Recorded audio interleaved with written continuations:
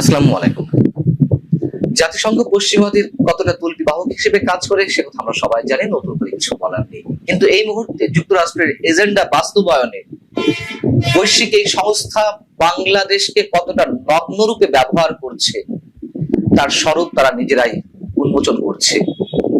বৈশ্বিক এই সংস্থার বাংলাদেশস্থ আবাসিক প্রতিনিধি গোয়েন লুইস, তিনি বুধবার সাংবাদিকদের একটি সংগঠন রিক্যাপের অনুষ্ঠানে যে মন্তব্য করেছেন তা তাদের শুধু নগ্ন রূপই উপস্থাপন করেনি আমাদের সামনে, আমাদের কাছে বেশ চমকপ্রদ মনে হয়েছে।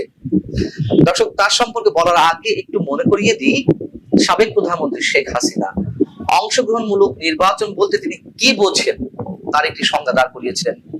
2024-এর 7 জানুয়ারি নির্বাচনের আগে যখন বিএনপি নির্বাচন বয়কট করলো, অন্য অন্য সব দল রাজনৈতিক দলগুলো বয়কট করা শুরু করলো, যখন আমি আর ডামি নির্বাচনের সব ধরনের প্রস্তুতি সম্পন্ন করেছেন শেখ হাসিনা, তখন অংশগ্রহণমূলক নির্বাচন আদৌ হবে কিনা এই প্রশ্নের জবাবে, সাংবাদিকদের প্রশ্নের জবাবে শেখ হাসিনা যে মন্তব্য করেছিলেন তা ছিল এরকম: আমার কাছে অংশগ্রহণমূলক নির্বাচন মানে জনগণের অংশগ্রহণ, জনগণ তো ভোটে অংশগ্রহণ করছেই, নির্বাচনগুলো তো ভোট দিচ্ছে, অতএব সেটাই অংশগ্রহণমূলক নির্বাচন।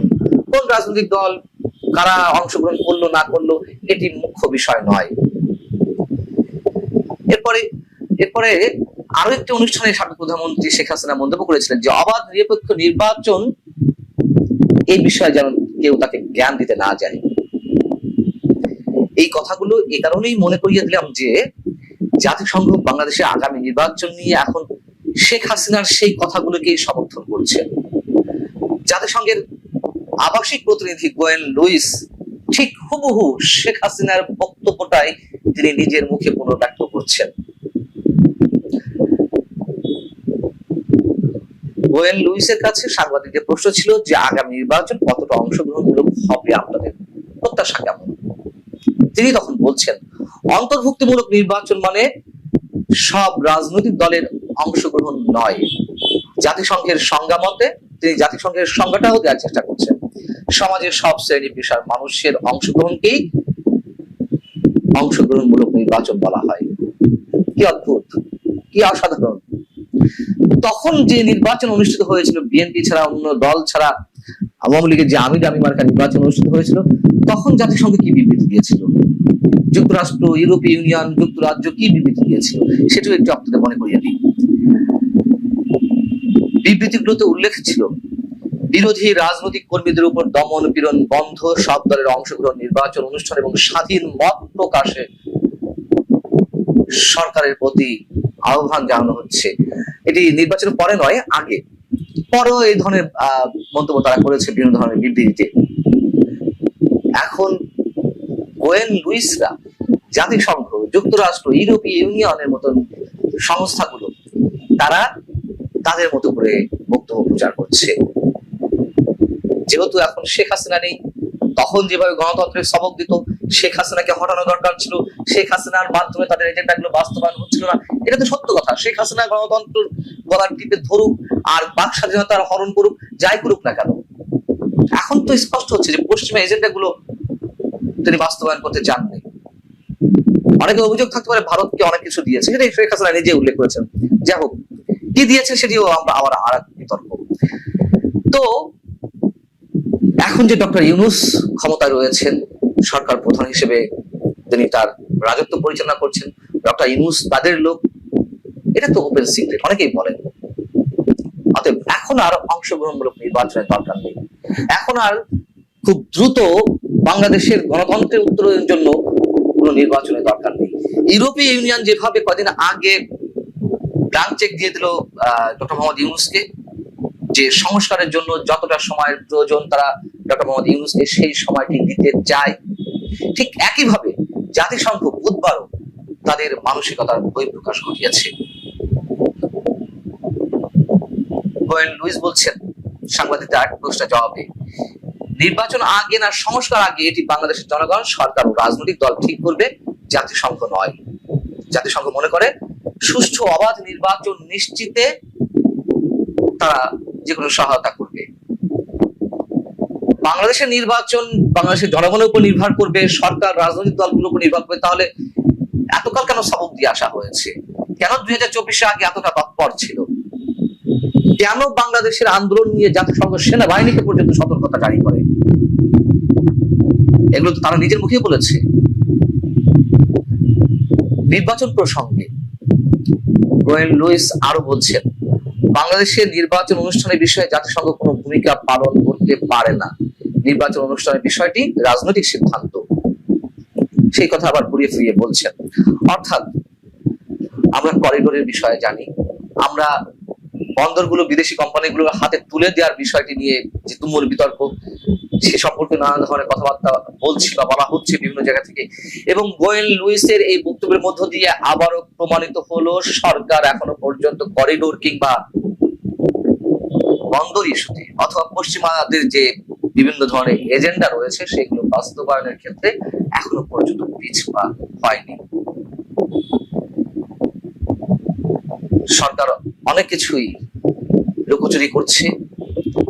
সরকার সংশ্লিষ্ট অনেককে বাদ দিয়ে তারা নিজেদের মতো সিদ্ধান্ত গ্রহণ করছে। কোন প্রকার কোন ধরনের আলোচনা রাজনৈতিক দলগুলোর সঙ্গে করছে না, সেই অভিযোগ যেমন রয়েছে। অবশ্যই সেনাবাহিনীর পক্ষ থেকেও সেনা প্রধান সেটি স্পষ্ট করে গত 21শে মে তো তিনি উচ্চারণ করেছেন যে সেনাবাহিনীকে অন্ধকারে রেখে সরকার বিভিন্ন ধরনের সিদ্ধান্ত গ্রহণ করছে। গোয়েন লুইস আরো একটি স্পর্শকাতর বিষয়ে কথা বলেছেন। ঢাকায় জাতিসংঘ মানবাধিকার বিষয়ক অফিস স্থাপনের বিষয়টি চূড়ান্ত বলে তিনি জানিয়েছেন। যখন জাতিসংঘের মহাসচিব অ্যান্টনিও গুতেরেস বাংলাদেশ সফর করে গেলেন, তখনই একটি কথা উঠেছিল যে বাংলাদেশে জাতিসংঘ তাদের অফিস স্থাপন করতে চায়। এটি নিয়ে তখন তুমুল হইচই উঠেছিল এবং সেই হইচইয়ের মুখে পড়ে সরকার খানিকটা নীরব হয়েছিল। আবার এই বিষয়টি খোদ গোয়েন লুইস তার মুখ থেকে উচ্চারণ করলেন যে বিষয়টি চূড়ান্ত, অফিসটি খোলা হবে ছোট করে। তার মানে কি? তার মানে হচ্ছে এখানে জাতিসংঘের অফিস খোলা হতে যাচ্ছে। জাতিসংঘের মহাসচিব ঠিক নয়, যখন ভলকার তুর্ক বাংলাদেশ সফরে এসেছিলেন 5 আগস্টের পরে, তো কেন তখন আপত্তি উঠেছিল? এটা ওপেন সিক্রেট। জাতিসংঘের অফিসগুলো বিভিন্ন দেশে খোলা হয় তখনই যখন ওই দেশগুলো যুদ্ধ বিধ্বস্ত হয়, অথবা সহজ করে বললে যুদ্ধ বিধ্বস্ত দেশগুলোতেই জাতিসংঘের অফিস খোলা হয় বিভিন্ন এজেন্ডা নিয়ে।